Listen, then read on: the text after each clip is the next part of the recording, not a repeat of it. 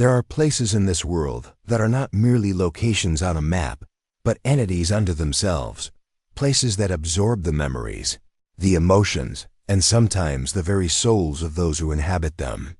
They become reservoirs of unspoken history, of joys and sorrows that seep into the very fabric of their being. For some children, a house is a simple structure of wood and stone, a sanctuary from the world outside. But for the boy who would become the last narrator of this story, his childhood, home was a living thing. He felt it in a way other children feel the warmth of the sun or the chill of the wind. A being that breathed with the drafts that snaked through its long, shadowed hallways, its sighs a low whistle under the doors. Its heartbeat was a steady, deep-set rhythm in the settling of its foundations at night, a sound he could feel in his bones as he lay in bed. He believed its consciousness stretched and shifted with the shadows on the walls, elongating and contorting into impossible shapes just at the edge of his vision. This is the story of that place, a grand Victorian mansion standing aloof at 1247 Elmhurst Road, known to generations of hushed locals by a name far more sinister than its address. They called it the Blackwood House, but in their deepest fears, in the cautionary tales whispered to misbehaving children, they called it the house that ate its own. It was a local legend, a dark landmark whose reputation festered over a century. Townspeople would cross to the other side of the street, rather than walk directly beneath its gaze. Its darkened windows were like vacant eyes, and the townsfolk swore that on moonless nights you could see faint lights flickering within, even when the house had been empty for years. This is a story of a family bound to this entity by a dark and terrible legacy, a lineage cursed by the very monument to celebrate its success. And it begins, as all such stories of reckoning do, not with an ending, but with a return. 30 years after fleeing its suffocating embrace, a man named Daniel Blackwood, the last of his direct line, made a decision that defied every instinct. For self-preservation he had honed over a lifetime. He turned his car around and drove back towards the source of his lifelong nightmares. The unanswered questions of his childhood had festered for too long, growing from a quiet curiosity into an annoying wound that demanded to be seen. Armed with a camera and a story he felt compelled to release into the world, he prepared to confront his past. In his first and only recording, he left a chilling premonition for the world, a final testament in case his return proved fatal. So, if you're watching this and I never upload another video, he stated, his voice a fragile thread against a backdrop of palpable silence, well, I guess the house will have claimed another Blackwood. To understand the courage and terror behind that fateful return, we must first travel back in time. We must peel back the layers of memory and myth, past the haunted recollections of the son, to uncover the unholy ambition of the forefather who started it all. The genesis of the Blackwood house begins not with a family, but with a man and his insatiable greed. His name was Theodore Blackwood, a titan of industry in the Gilded Age of 1887, an era that celebrated men who could bend the world to their will. The local papers of the time, such as the Elmhurst County Chronicle, called him the Timber Baron, a title he relished. It was earned through a ruthless, unflinching campaign of clear-cutting ancient forests, felling trees that had stood as silent, stoic witnesses to centuries of history. His fortune was built upon the bones of the wilderness, his ambition a saw that cut through anything that stood in its path. An article from 1885 quoted him as saying, "Progress requires sacrifice, and the forest has made its offering. It is the engine of our prosperity." With that fortune, he decided to erect a monument to his own success, a testament to his power over man and nature. He chose a plot of land on Elmhurst Road, set back from the main thoroughfare, isolated and imposing. The house he envisioned was a masterpiece of Victorian grandeur, a declaration in wood and glass. For 2 years, it rose from the earth, 3 stories tall, with a wraparound porch supported by columns of ornate, spiraling woodwork. The facade was a complex tapestry of gables, bays, and towers, capped by a central turret that pierced the sky like a lonely, defiant sentinel. It was a palace with 7 bedrooms, 4 bathrooms, 2 parlors, a library paneled in rich mahogany, and a vast, labyrinthine basement that ran the entire length of the property. But the soul of the house, its dark, corrupted soul, was not in its design. It was in its very materials.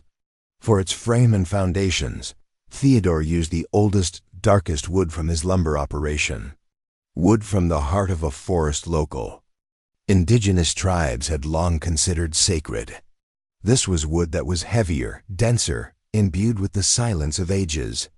The craftsmen who worked on the house would later speak of it in hushed tones, of how the wood seemed to absorb the sound of their hammers, how it was unnaturally cold to the touch, even on the warmest summer days. As his grandmother would later whisper to a young Daniel, her words a chilling prophecy, "The forest remembers, and now it lives in our walls." The construction itself seemed cursed from the start. A detailed town records of the time corroborate, albeit with the cold, emotionless language of official reports. Over the 2-year period, 3 men lost their lives on the property. The first, a young roofer, fell from the spire of the central tower on a clear, windless day. His partner swore he heard the boy cry out not in surprise, but as if he had been pushed. The second, a carpenter, was crushed by a stack of timber that was said to have been secured just moments before. A third, a quiet mason named Alistair Finch, simply vanished one afternoon. A search of the grounds revealed nothing. Months later, as the final touches were being put on the basement, a worker found a single trowel, its handle splintered, embedded deep within the mortar of the foundation wall, as if the house had swallowed it whole. The locals called the project cursed, but Theodore Blackwood, a man who believed only in the tangible power of money and will, dismissed their superstitions as the idle chatter of simpletons. In the fall of 1889, the house was completed, a dark jewel set against the dying colors of the autumn landscape. It was ready for its master, and it was hungry. Theodore moved in with his new bride, Eleanor, a woman of 19, nearly 30 years his junior. Her vitality and light were a stark contrast to the oppressive shadow of her new home. It was for Eleanor, he claimed publicly, that he built this mansion, a wedding gift of unparalleled scale, a cage gilded in the finest wood his plundered forests could provide. But a darkness, once embedded in the foundations of a place, does not distinguish between master and mistress. It merely seeks a vessel, a source of warmth to feed upon. The moment Eleanor crossed the threshold, she felt it, a profound, inexplicable coldness that had nothing to do with the temperature of the air. Her laughter seemed to die the moment it left her lips, absorbed by the heavy silence of the high-ceilinged rooms. Flowers she arranged in vases would wilt in a day.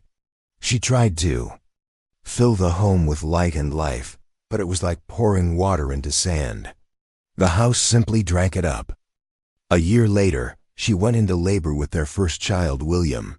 The birth was arduous, a violent struggle that seemed to pit Eleanor not just against the pains of childbirth, but against the very house itself.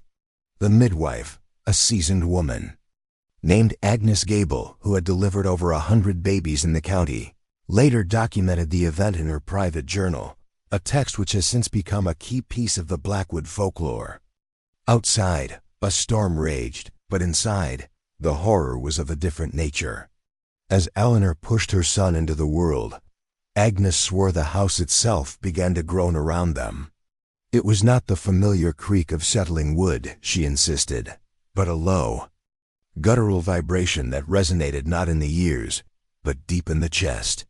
It was the sound, she wrote with a trembling hand, of a predator anticipating its meal.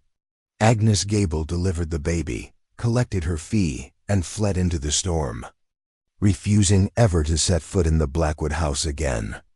Eleanor would go on to have 4 more children, and with each birth, another piece of her seemed to fade away. Her health began to fail in a way that baffled the region's finest doctors. She grew gaunt, her skin taking on a pale, almost translucent quality.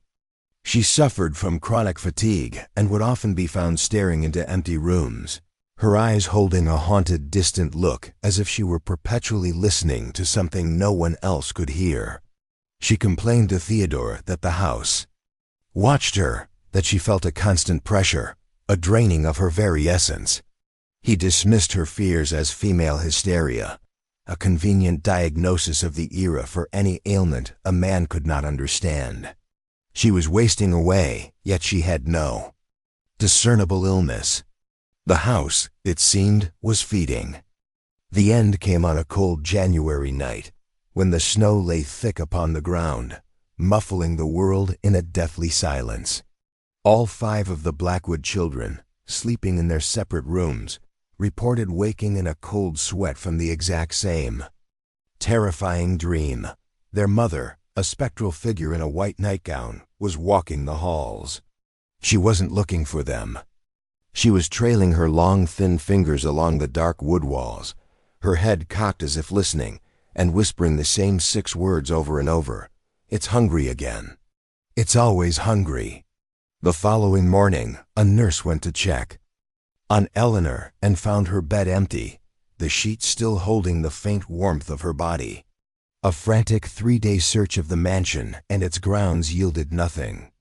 Finally, a servant, dusting in the master bedroom, noticed a section of the wall behind a heavy wardrobe that seemed newer than the rest, the plaster a slightly different shade. Upon Theodore's reluctant order, the wall was broken down. The air that rushed out was stale and cold. And there, inside the wall, was the body of Eleanor Blackwood.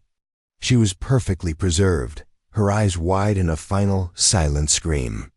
Theodore's official story, the one recorded by the county sheriff, was that his wife had descended into a deep madness and somehow, with impossible strength, had entombed herself.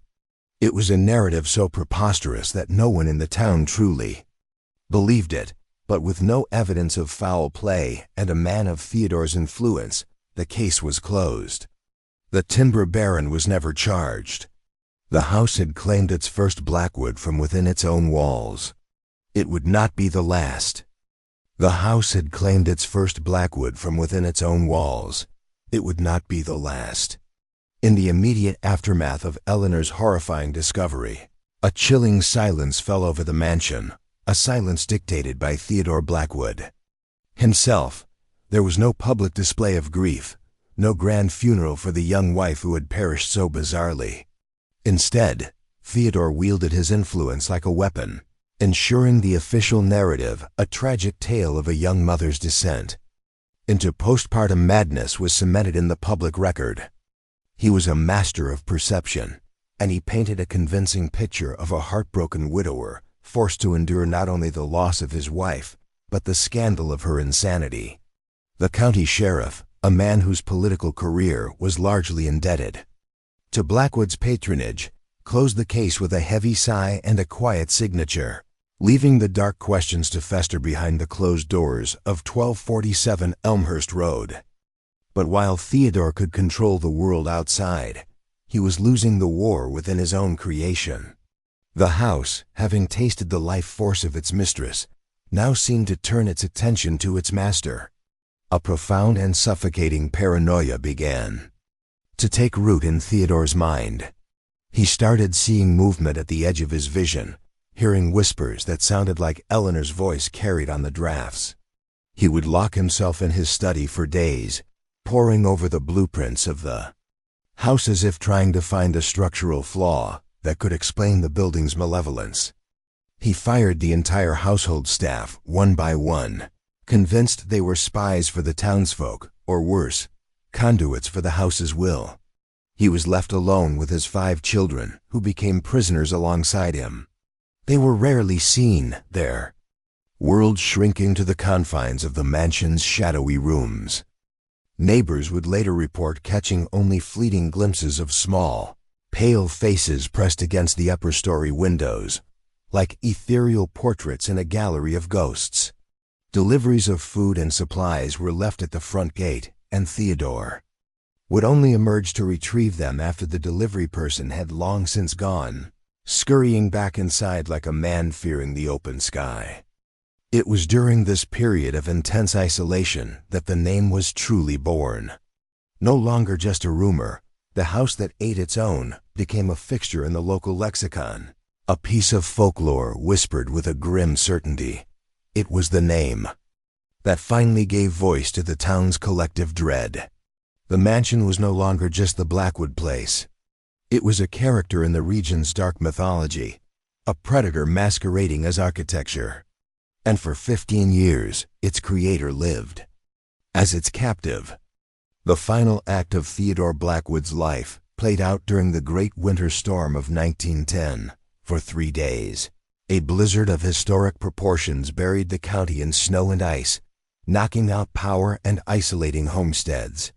When the storm finally broke, a crisp, cold sun glinted off the pristine snow.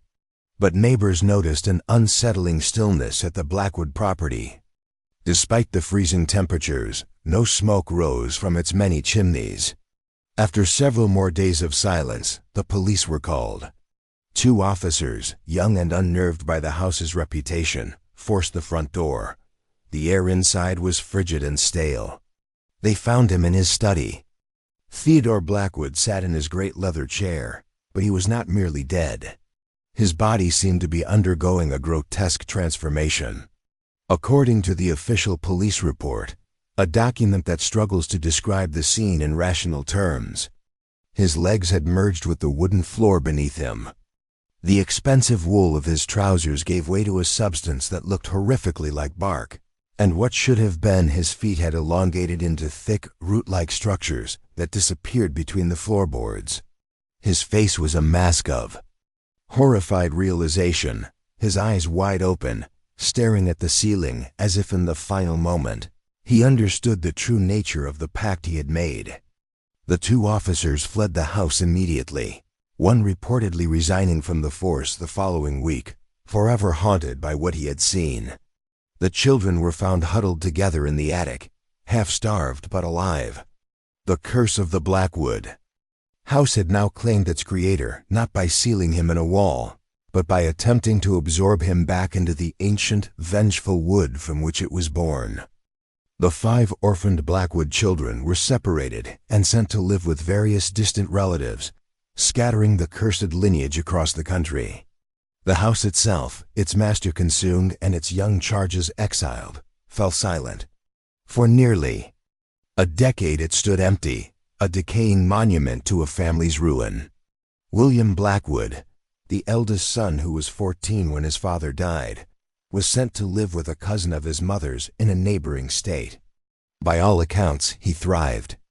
He was intelligent and driven, and he consciously and deliberately severed all ties to his past. He graduated from university with a degree in engineering, married a kind woman named Catherine, and built a successful life founded on logic, steel, and concrete. He never spoke of his childhood, not to his wife, not to his children.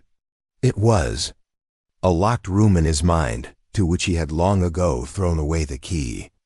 The only evidence of the profound trauma he carried was a peculiar and absolute refusal to have wooden floors in any home he owned.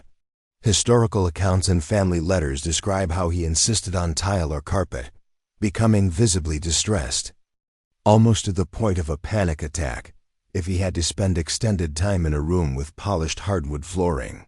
It was as if he feared the very ground beneath his feet could turn against him, that the floorboards might remember his name.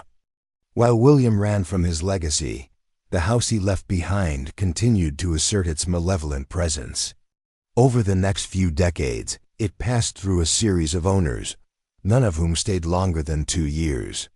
Their accounts, documented in local real estate records and town gossip, form a chilling chorus of paranormal activity. One family reported the constant, inexplicable sound of a child's marble ball bouncing slowly down the main staircase in the dead of night. Another family, the Harringtons, who lasted only 6 months in 1934, fled after their dog, a large and fearless mastiff, refused to enter the house, choosing to howl at the door until its owners finally abandoned the property. But the most terrifying account from this period came from the Miller family in 1948. They claimed their youngest son, a boy of 5 named Sam, went missing for 3 full days. A massive search involving police and local volunteers combed every inch of the house and grounds, finding nothing. On the 3rd night, the boy's mother, slumped in a hallway in a state of exhausted despair, leaned against a section of wall paneling. It gave way, swinging inward to reveal a narrow, dark space that had not been on any blueprint, a closet that had not existed the day before. Inside, Sam sat unharmed, clutching a single dark brown wooden block. He was calm, but unable to account for the lost time or explain why he hadn't answered their desperate calls. The Millers moved out the very next day, selling the house at a catastrophic loss. By the 1950s, the house had fallen into complete disrepair, its paint peeling, its windows boarded up. It became what it had always threatened to be, a ghost. That is when the cycle began anew. William's son, Robert Blackwood, grew up hearing only whispered, fragmented stories about the family home. Unlike his father, who was haunted by fear, Robert was consumed by a different kind of haunting, curiosity. He became obsessed with the Blackwood house, convinced that his grandfather Theodore had discovered some secret power within its walls, a power his own father was too weak to embrace. Robert was, by all family accounts, a difficult man, brilliant, but emotionally unstable. Charming when he needed to be, but possessed of a cold, cruel streak towards those closest to him. When he learned that the county had seized the property for unpaid taxes, he saw it as destiny. Despite the vehement, tearful protests of his wife, Margaret, he used a small inheritance to purchase his family's cursed legacy in the summer of 1955. He was not just buying a house. He believed he was reclaiming a birthright. Margaret would later tell her children that from the moment she crossed the threshold, she felt the house assessing her, its ancient consciousness pressing in on her from all sides. It felt, she said, like walking into the mouth of something ancient and patient, something that had been waiting for the Blackwoods to return. Their first son, Edward, the man who would one day father Daniel, was only 2 when they moved in. He was too young to remember a time before the house, and its oppressive, shifting reality became his normal. For one of the house's most disturbing peculiarities was its fluid architecture. Rooms would subtly change their dimensions overnight. Hallways would seem to stretch or contract. Doors would appear where none had been the day before, leading to rooms that felt new yet ancient. Robert, far from being terrified, was fascinated. He meticulously documented these changes, creating elaborate, hand-drawn floor plans that he would have to update on a daily basis. He saw it not as a haunting, but as a conversation. When Margaret became pregnant again in 1956, her fear intensified. She claimed she could feel the house's attention focusing on her, a palpable, hungry energy directed at her growing belly. Robert dismissed her fears as mere anxiety, insisting the house was simply recognizing the arrival of another Blackwood. Their second son, Thomas, was born in the house in the midst of a blizzard in early 1957. With the doctor unable to reach them, Robert delivered the baby himself. Margaret later recounted the moment with pure terror. As Thomas took his first breath and cried out, every single door in the sprawling mansion slammed shut simultaneously with a deafening boom. It was followed by a deep, resonant hum that emanated from the very walls, a sound of profound satisfaction that lasted for nearly a minute. After Thomas's birth, Robert's fascination curdled into a full-blown obsession. He spent nearly all his time in the basement, studying the ancient wood of the foundation, making charcoal rubbings of the grain patterns, and bizarrely, comparing them to astronomical charts. He began sleeping down there, claiming the house spoke more clearly to him in the dark. As Robert descended into his madness, Margaret's health began to decline, mirroring the fate of Eleanor decades earlier. She lost weight, unexplained bruises appeared on her body, and she would wake screaming from nightmares she refused to describe. All her remaining energy was focused on a single purpose: protecting her children. She became a fortress, creating a desperate liturgy of rules to keep her sons safe from the living entity they inhabited. "Never sleep in the same room 2 nights in a row," she would drill into them. "The house learns your habits. Never tell the house your secrets, it listens. And most importantly, never, ever bleed on the floors. Don't give it a taste." Edward and Thomas grew up under this strange, fearful doctrine, understanding instinctively that their survival depended on it. But as they grew, the house seemed to groom them differently. Edward, like his grandmother Margaret, was terrified of it. He saw the shifting walls and moving shadows as a constant threat, and focused all his energy on his education, seeing it as his only ticket out. Thomas, however, developed a disturbing symbiosis with the property.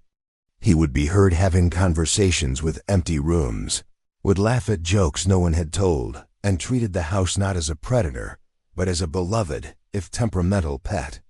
This created a deep and painful rift between the brothers that would never heal. Then, when Edward was 10 and Thomas was 7, the house claimed its next master. Robert went down to the basement one evening to conduct his studies and simply never came back up. Margaret searched for days, her calls echoing unanswered in the cavernous dark. The police conducted a thorough investigation but found nothing. No secret passages, no signs of a struggle. Robert Blackwood had vanished without a trace, swallowed whole by the legacy he had so desperately sought to control. Margaret's immediate desire was to take her children and flee, to escape the house that had now consumed her husband. But she was trapped. Robert, in his obsession, had placed the house in a complex trust. It could only be owned by a Blackwood, and all his assets were tied to it. If she left, she would be penniless, with no legal claim to anything. The house was not just a predator. It was a prison, and she was its warden, forced to raise her children in the very jaws of the beast that had taken their father. For years, Margaret Blackwood held her ground, a lone fortress against the patient, encroaching hunger of the house. Her life became a series of desperate rituals, a liturgy of salt lines and iron nails, of sage smoke and whispered prayers drawn from 6 religions. She was a warden in a prison of her own lineage, and she watched with growing terror as the prison began to subtly groom her 2 sons. Edward, the elder, inherited her fear. He saw the house for the predator it was. His every moment within its walls, a study in controlled anxiety. His focus on education was not just ambition. It was a desperate, clawing effort to build an escape route from a future he could not bear to imagine. Thomas, the younger, was different. The house, having been present at his birth, seemed to view him not as food, but as kin.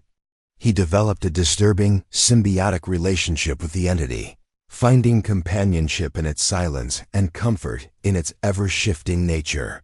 He embraced the legacy that Edward sought to flee. Edward eventually succeeded. At 18, he left for college, vowing never to spend another night under the Blackwood roof. He met a woman, Catherine, married, and built a carefully constructed life of determined normalcy. He tried to outrun the shadows of his past. But the house's influence has a long reach. Years later, tragedy struck. Catherine was killed in a car accident, and Edward's carefully built world shattered. Grief-stricken and unable to cope, he began to crumble. It was then that his brother Thomas reached out, offering sanctuary. Financial necessity and a father's despair eventually forced Edward to do the one thing he swore he never would. He went home, bringing his 6-year-old son, Daniel, with him. In the summer of 1988, as they pulled up to the old Victorian mansion, Edward's hand trembled on the steering wheel, But young Daniel felt no fear. He felt only a strange, compelling curiosity, a sense of coming home to a place he'd never known. On the porch, Thomas stood waiting, a tall, thin man with the characteristic Blackwood pallor. He embraced his brother, then knelt down to his nephew. "Hello, Daniel," he said, his smile warm but his eyes holding an ancient knowledge. "The house has been waiting for you." From the moment he stepped across the threshold, Daniel felt an immediate, inexplicable connection to the house. While his father was haunted by its oppressive silence, Daniel found it fascinating. This was the first piece of irrefutable, living evidence of the house's consciousness. It was not a memory or a legend. It was a present and active relationship. Daniel would press his ear to the dark wood walls and listen to what he called the house's breathing. He would lie on the floor and feel a faint, rhythmic vibration he described as its heartbeat. His uncle Thomas, far from discouraging this, actively cultivated it. He became Daniel's guide to the house's mysteries, showing him hidden nooks and crannies and sharing the journals of their ancestor Theodore. "The house remembers Danny," Thomas would say, echoing the words their grandmother had once used. "It remembers every Blackwood. And now it remembers you." The proof of this special relationship soon became undeniable. Daniel began to sleepwalk. His father would find him in the middle of the night, not in his bed, but standing in the deepest part of the basement, his small hands pressed flat against the oldest section of the foundation wall, the ancient, dark wood from the sacred forest. Daniel would later recall that the wood felt warm, almost hot, pulsing with a slow, steady energy beneath his palms. Thomas, when informed, would merely nod with a serene, almost proud expression. "The house is getting to know you," he would say. "It's a good sign." The house, in turn, began to exhibit a fiercely protective nature over the boy. This was not the subtle manipulation it had shown in the past, but overt, almost aggressive acts of guardianship. When a pair of older boys from school followed Daniel home one day with intent to do him harm, they found themselves paralyzed with a sudden, inexplicable dread the moment they reached the front gate. They later told their friends that an overwhelming certainty had washed over them. If they set foot on the property, they would never leave. On another occasion, a chimney fire broke out in the middle of the night. The family awoke to the smell of smoke, but the flames, which should have quickly engulfed the ancient, dry wooden structure, were somehow contained entirely within the brickwork, refusing to spread. Firefighters who arrived at the scene were baffled, stating that, by all logic, the entire mansion should have been an inferno. The house was no longer just a passive entity. It was actively demonstrating its power, with Daniel at the center of its attention. It was nurturing its connection to him, grooming him, preparing him for a purpose he could not yet understand. As Daniel grew into his teenage years, his unique connection with the house deepened and evolved. The sleepwalking transformed into something more profound.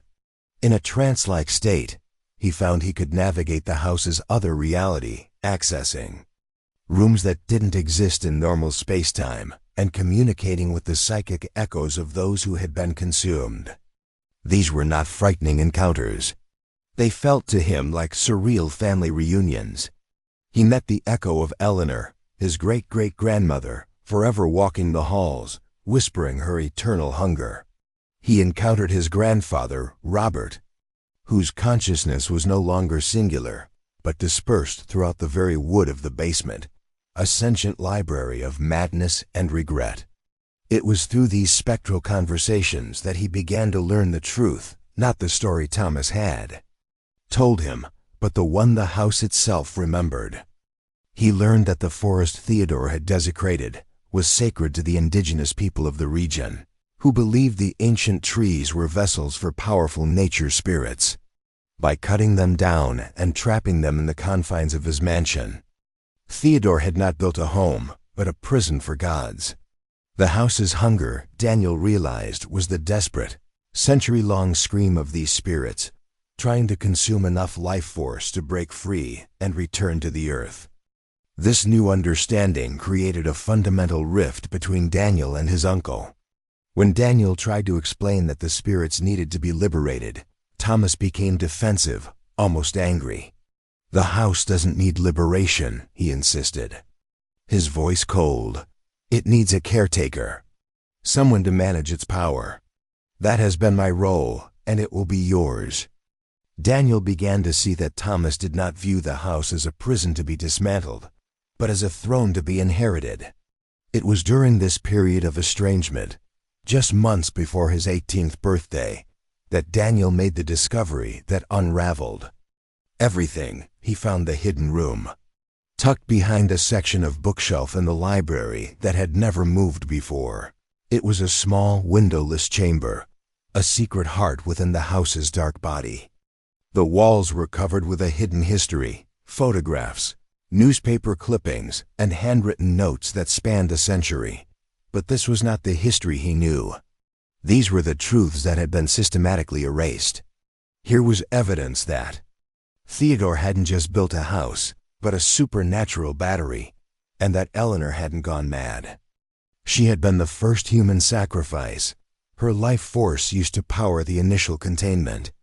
Here, too, was the horrifying truth of his own father's disappearance. In Thomas's meticulous, chilling handwriting were notes detailing a ritual performed to feed Edward to the house, an act Thomas believed would strengthen Daniel's connection to the property in preparation for the final act. And there, on a small desk in the center of the room, was a new journal, open to a page dated just a week earlier. In it was a detailed, step-by-step plan for Daniel's own sacrifice, timed to coincide with the solstice on his 18th birthday. Thomas believed that by offering Daniel, the most attuned Blackwood in history, to the house at the peak of his power, he could finally achieve what Theodore never had: complete, total control over the imprisoned spirits. In that moment, the house ceased to be a home, a guardian, or even a mystery. It became a tomb, and Daniel, its intended occupant. The revelations of the hidden room shattered Daniel's world, but they did not break his spirit. Instead, they forged a new, terrible purpose within him. He now understood that he was the only one who could end the cycle of sacrifice. The spirits were not his enemies. They were fellow prisoners. He spent the last few months before his birthday pretending that nothing had changed, all the while using his communion with the house to seek not appeasement, but a method of release. The answers came in whispers from the wood, in fragments, from his conversations with the dead. The ritual would require destruction, not of a human, but of the house itself. The wood had to be returned to the earth. The night before his 18th birthday, Thomas came to his room. The mask of the gentle, caring uncle was perfectly in place. "Tomorrow is a big day," he said, smiling. "I've prepared something special for you." Daniel looked at him, the weight of a century of lies between them. "I know," he replied, his voice devoid of emotion. "I found the room, Thomas. I know what you did to my father, and I know what you plan to do to me." For a long moment, Thomas was silent, the smile freezing and cracking on his face. The mask fell away, revealing the cold, obsessive zealot beneath. "You don't understand, Daniel," he hissed. "This is your purpose. This is an honor." "The sacrifice is a perversion," Daniel countered, his voice rising with a strength he didn't know he possessed. "Theodore corrupted something sacred. The spirits don't want sacrifices. They want freedom." Thomas laughed, a harsh, ugly sound. "Freedom? They are nothing but echoes, Danny. The real power is in the containment. I am on the verge of perfecting what Theodore began. Join me." As he spoke, Daniel could feel the house itself awaken, its attention focusing on this crucial moment. The air thickened. The floorboards creaked. The house was getting hungry. "No," Daniel said simply. Thomas lunged, but Daniel was prepared, having laid a circle of salt around his bed. Thomas hit the invisible barrier and recoiled as if burned. "You've turned against your own blood," He shrieked. "The house won't let you destroy it." "The house doesn't want protection," Daniel said. "It wants release." After Thomas left, locking the door, the house began its assault. The temperature plummeted. Whispers filled the air, a cacophony of consumed souls. The house battered him, with psychic visions of the power he could wield if he joined Thomas. But Daniel held firm, anchoring himself to the spirit's true desire for peace. In the final hours before dawn, he felt a change. The aggression faded, replaced by a wave of overwhelming grief. The house showed him the cost of his plan to free the spirits. The consciousness of all those absorbed, Eleanor, Robert, his own father, would be dissolved, their echoes returning to the universal cycle. He would be truly, utterly alone. Tears streamed down his face as he accepted this final, true sacrifice. "I understand," he whispered to the house, to the spirits, to my ancestors. "I'm ready." In that moment of acceptance, the house went still. A decision had been reached. It had chosen release. The only opposition left was Thomas. Daniel broke the salt circle and moved quickly, grabbing the materials he had hidden. He had to reach the basement, the heart of the house. As he raced through the halls, the house aided him. Locked doors swung open. Hallways seemed to shorten. As he descended the stairs to the basement, Thomas appeared at the top, his face a mask of pure rage, an antique ritual knife in his hand. "Stop! The legacy is mine," he commanded. He lunged down the stairs, but the house intervened. A step collapsed beneath his foot, sending him stumbling. By the time he recovered, Daniel had reached the basement floor and begun the ritual of release. He poured the salt, placed the iron nails, and scattered the purifying herbs. Just as he prepared to speak the final words, Thomas reached him. "Blood calls to blood," he snarled, advancing. "The house requires a sacrifice. It doesn't want blood anymore, Thomas," Daniel pleaded. "It wants freedom." For a flicker of a second, Daniel thought he saw hesitation, but the madness was too deep. Thomas lunged forward, knife raised high, and the house reacted. The floorboards rippled violently, throwing Thomas off balance. The ancient wood of the foundation walls came alive, splinters and tendrils reaching out, wrapping around Thomas's arms and legs, restraining him, pulling him not into the floor, but towards the oldest wall. "No!" Thomas screamed, fighting against the wood that now enveloped him. "I served you, I fed you." He looked at Daniel, his eyes wide with horror and disbelief. Daniel watched as the house rendered its final judgment. This was not hunger. It was a rejection, a purging of its corrupt caretaker. As Thomas's body was slowly absorbed into the wall, his screams fading to silence, the house had made its choice. The dark lineage of Theodore's ambition ended not with a bang, but with a final horrific whisper. As the last whisper of Thomas's scream was absorbed into the ancient wood, an unearthly silence descended upon the basement. The oppressive, hungry energy that had permeated the Blackwood house for over a century did not vanish, but it transformed. The frantic, desperate hunger was gone, replaced by a profound, weary stillness, the quiet of a battle finally over. Daniel stood within his salt circle, his heart pounding, a solitary witness to the house's final terrible judgment. His uncle was gone, consumed not by the hunger he had sought to master, but by the very prison he had tried to perpetuate. Now only the final act remained. This was not a moment of triumph, but of deep, aching solemnity. He was not there to defeat an enemy, but to free a multitude of prisoners, including the very walls around him. With a steady hand, he took the small knife he had brought, not the sacrificial dagger of his uncle, but a simple blade. He made a shallow cut across his palm.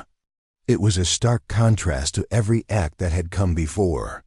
For a century, the house had taken blood, consuming it to fuel its rage and its prison. Now, for the first time, blood was being given, not taken in violence, but offered in compassion. A single bright red drop fell from his hand and landed upon the dark, ancient wood of the foundation. The effect was not explosive, but it was immediate and overwhelming. A deep, resonant shudder ran through the entire mansion, a tremor that started in the very heart of the basement and spread upward, rattling windows in their frames and shaking dust from the century-old rafters. The wood itself began to change. The oppressive darkness that had permeated it for generations seemed to recede, the grain patterns shifting like living things beneath the surface, the color lightening from a near black to the deep, rich brown of healthy, living earth. A sound filled the air, a sound like 1,000 voices sighing in unison, a collective, long-held breath finally being released. As the energy shifted, the air around Daniel grew thick with presences.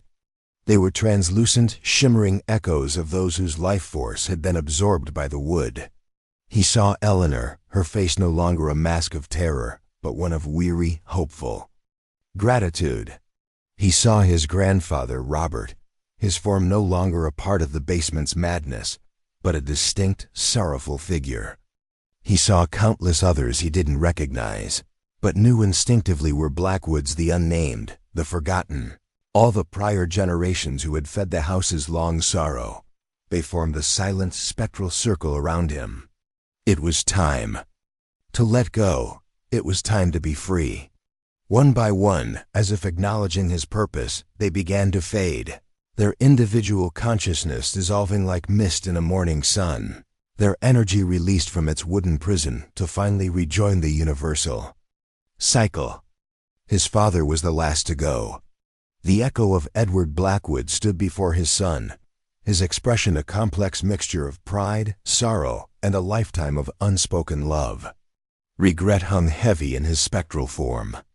"I'm sorry, Danny," his voice was a whisper that seemed to come not from a single point, but from the very air of the basement.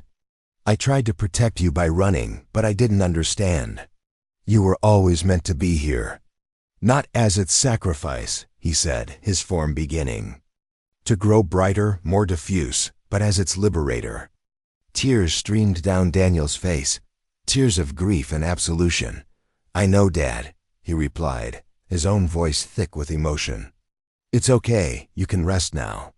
His father smiled, a true, peaceful expression that Daniel had never seen on his face in life. And then he too was gone, merged with the purifying light that now filled the basement. Daniel spoke the final words of release, ancient syllables he had never learned, but understood perfectly. As he did, the ancient wood began to crumble, not into dust, but into a rich, dark loam. The house would not burn. It would not collapse in a spectacular display of destruction. Instead, it would preside over its own slow, dignified funeral, returning to the earth from which it was so violently torn. Daniel gathered the few possessions he needed, walked up the basement stairs for the last time, and left the Blackwood house without looking back. As he crossed the threshold, he felt its consciousness brush against his mind one final time. Not a demand, not a threat, but a quiet, profound wave of gratitude. And then silence. 30 years passed. 3 decades in which Daniel Blackwood lived a life as far removed from his legacy as possible.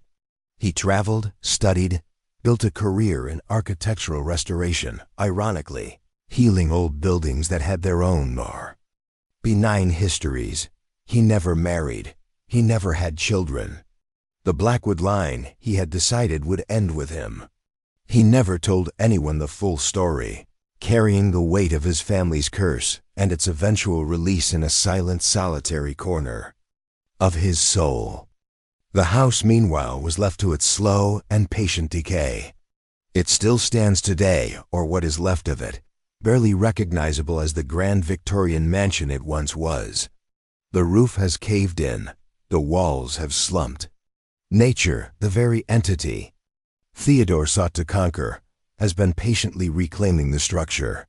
Ivy chokes the remaining walls, and a young tree grows defiantly from what was once the main parlor.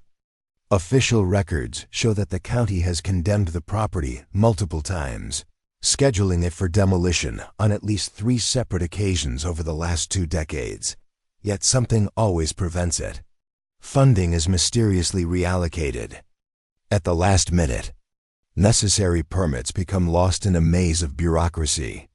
On one occasion, a demolition crew arrived on site only to find their heavy equipment would not start, a problem that vanished the moment the equipment was towed away from the property line. The house, it seems, is taking its time decomposing. At its own pace, releasing its last vestiges of trapped energy back into the earth, gradually, gently. It will not be hurried. Daniel watched this process from a distance, checking online news reports, reading through urban explorer forums where the house was a local legend, a prized destination for ghost hunters who always left with nothing but a profound sense of sadness. He felt the slow healing of the wound, the final quiet settling of a multi-generational debt. But recently, something had changed. After 30 years of silence, he felt the house calling to him one last time. It was not the hungry pull of his youth, but a gentle beckoning whisper, a final invitation to bear witness, to close the circle. This is what led him to record his story, to finally give voice to the history that had defined him. He was going back to 1247 Elmhurst Road, to the place where he was born, to the house that had consumed his family before he helped it find a different path. He did not know exactly what awaited him there, but for the first time in his life, he was not afraid. The hunger was gone, the corruption had been cleansed. Whatever remained of the house's consciousness was at peace. And so, we are left with the final, philosophical truth of the Blackwood legacy. It is a story that forces us to ask unsettling questions. Where is the line between a family's heritage and a family's curse? What is the nature of power, is it a thing to be contained and wielded, as Theodore and Thomas believed, or is it a force that must be allowed to flow through its natural cycle? The house, born of one man's greed, became a prison for spirits, for souls, and for the very idea of family. Theodore built it to project his power onto the world, only to become its first true prisoner. Thomas devoted his life to serving that power, only to be judged and consumed by it. It was Daniel, the one who sought not to control but to release, who finally broke the cycle. His sacrifice was not of his life, but of his loneliness.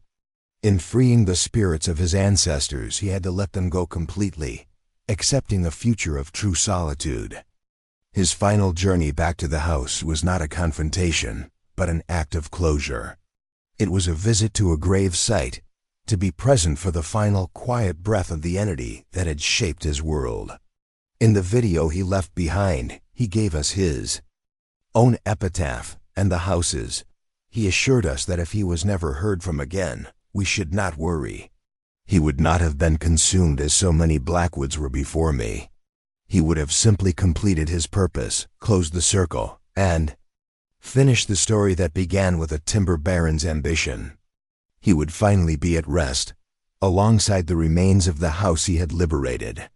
His final words echo with a profound, somber finality, a warning and a eulogy in one.